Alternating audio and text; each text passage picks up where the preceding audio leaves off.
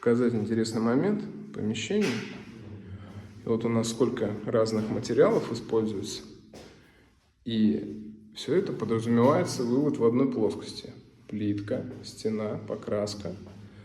Тут будет зеркало, плинтус. Ну, плинтус у нас не в другой плоскости. Стена, покраска, кирпич, шкаф, зона шкафа и тут зеркала. И вот сколько операций нужно, чтобы воплотить в жизнь идею дизайнера, да? Но в целом мы справились, все круто. Осталось дефектовать кое-какие моментики и покрасить. Будет красиво.